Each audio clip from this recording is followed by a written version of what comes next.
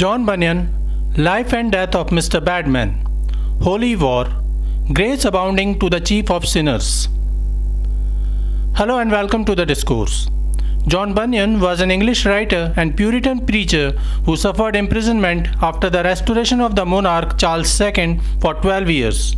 During this period of imprisonment, he wrote some 9 works which included some of his finest literary works, including Grace Abounding to the Chief of Sinners, and he began writing his magnum opus, The Pilgrim's Progress. Bunyan took birth in the parish of Alstow, Bedford in 1628, and he died on 31st August 1688. His father was a tinker from whom Bunyan also learned the art of tinkering and mending utensils. He began his professional career as a tinker and used to visit different towns searching for jobs mending utensils and other homely appliances. Initially, Bunyan was not a religious person. In 1644, he was enlisted as a soldier in the Parliamentary Army. He mentioned some incidences of this period in his work, Grace Abounding to the Chief of Sinners. Bunyan left the army in 1647 and he got married sometime during 1649.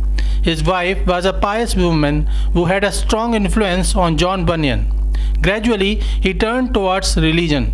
Bunyan mentioned in Grace Abounding, so that until I came to the state of marriage, I was the very ringleader of all the youth that kept me company in all manner of vice and ungodliness. One day, Bunyan had a vision in which he had heard a voice from heaven asking him, "Wilt thou leave thy sins and go to heaven, or have thy sins and go to hell?" That incident completely changed Bunyan, and he strived to become a pious man of God. He then became an active member of the parish church of Alstow and soon began teaching as a preacher. In 1656, Bunyan published his first book titled Gospel Truths Opened, in which he highlighted the dispute between renters and Quakers. Those were the time of religious intolerance, but soon Charles II was restored to the throne of England and he had some reservations against Puritans and non-Anglicans. The king issued an ordinance according to which no one could preach in any church unless he has got a license as a preacher. John Bunyan had no license and he refused to apply for a license. As he continued to preach, an arrest warrant was issued against him. He could have avoided jail term by restraining from preaching, but he chose not to succumb to the pressure and ultimately he was arrested and sentenced to 12 years in jail. John Bunyan was in jail when he published Grace Abounding in 1666. The full title of this work was Grace Abounding to the Chief of Sinners, or A Brief Relation to the Exceeding Mercy of God in Christ to His Poor Servant John Bunyan. In this work, Bunyan expressed that despite him being involved in all sorts of sins, God showed mercy on him, forgave him, and offered chances to mend his ways. Obviously, he was mentioning the time before his vision and first marriage when he used to be irreligious. Grace Abounding to the Chief of Sinners is a spiritual autobiography of John Bunyan. He mentioned many memories and anecdotes of his life to suggest how God showered mercy on him. In this book, he also mentioned how during his army days, when once he was about to go to besiege a place from the enemies, one of his fellow soldiers demanded him to let him go, to which he agreed. However, when his fellow soldier reached there, he was shot dead. Bunyan suggested that despite him being a sinner at that time, God saved him for better purposes. The title of this autobiography of John Bunyan contains allusions to 2 biblical passages. Grace Abounding is a reference to the epistle to the Romans 5:20, which states, "Where sin abounded, grace did much more abound." And Chief of Sinners refers to the first epistle of Timothy 1:15, where Paul refers to himself by the same appellation, Chief of Sinners. The Life and Death of Mr. Badman. The Life and Death of Mr. Badman was again a religious allegory by John Bunyan, which was published in the year 1680 as a companion book to his previously published book, The Pilgrim's Progress. It is a religious dialogue between two people, Mr. Wiseman and Mr. Attentive, about a dead man named Mr. Badman. The courteous reader is also addressed within the book by the author, assumed to be a probable sinner. The author asks the courteous reader seriously to consider Mr. Badman's life and to decide whether or not he is following him on the road to destruction.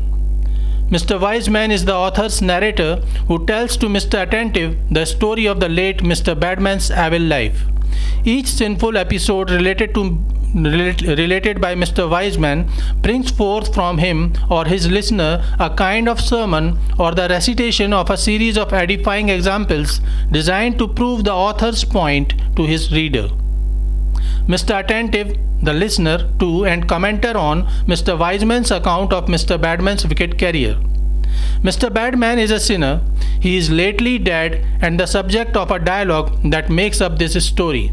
The very epitome of Abel, Mr. Badman, is used in a conversation between Mr. Wiseman and Mr. Attentive as a model of what happens to the unrepentant sinner as he makes his heedless way through life.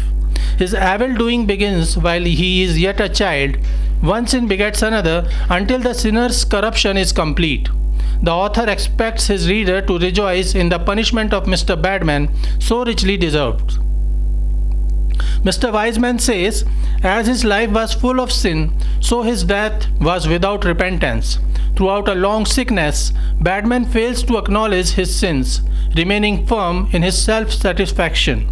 He dies without struggle, like a chrisom child, quietly and without fear. However, Mr. Badman did not earn the 4 themes that the funeral of any great man should get. First is that there is no wrought image of Mr. Badman that may serve as a memorial. Second, Mr. Badman died without honor and didn't get any badge or accolade. Third, Mr. Badman didn't deserve a sermon. And fourth, no one will mourn and lament his death. After that, Mr. Wiseman describes the sort of hell awaiting Mr. Badman, citing scripture. John Bunyan's The Holy War. In 1682, John Bunyan published a novel titled The Holy War. The full title of the novel was The Holy War Made by King Shaddai Upon Diabolus to Regain the Metropolis of the World, or the Losing and Taking Again of the Town of Mansoul.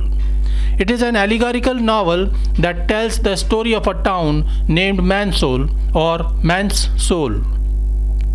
The ruler of this town is King Shaddai. The town is perfect and reflects the image of King Shaddai. However, a deceiver deceives the people of the town and makes people rebel and throw off King Shaddai's gracious rule, replacing it instead with the rule of Diabolus, the deceiver.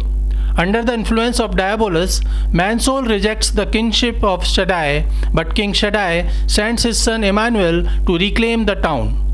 It is an allegorical novel that retells the biblical story of the fall, conversion, fellowship with Emmanuel, and many more intricate doctrines. El Shaddai is one of the Judaic names of Almighty God, whereas Emmanuel literally means God is with us and refers to Christ in Isaiah 7:14. King Shaddai's town, Mansoul, had 3 distinguished men holding authority, named Understanding, Conscience, and Lord Will Be Will. All these 3 are corrupted by Diabolus, which refers to Satan. The 3 give entry to Diabolus in town and help him in throwing out the king. As a result, Understanding, the mayor of the town, loses his eyes. Conscience, the recorder of the town, loses his mind and becomes a madman. Lord Will Be Will becomes a pawn of Diabolus and is forced to serve him. As a result, the townspeople can't return to sanity and accept the rule of King Shaddai again by their own will. While King El Shaddai is sad over the situation, his son Emmanuel decides to take the town Mansoul back from the grip of Diabolus. Diabolus has his own cohort.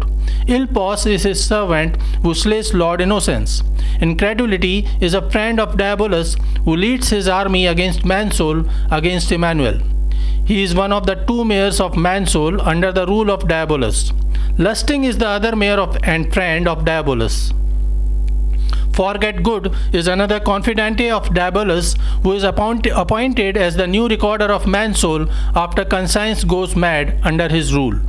Meanwhile, Mansoul suffers mismanagement. The mayor understanding cannot see light and hence cannot differentiate between right and wrong. The recorded conscience has gone mad and Lord Wilbywill is a forced servant of Diabolus.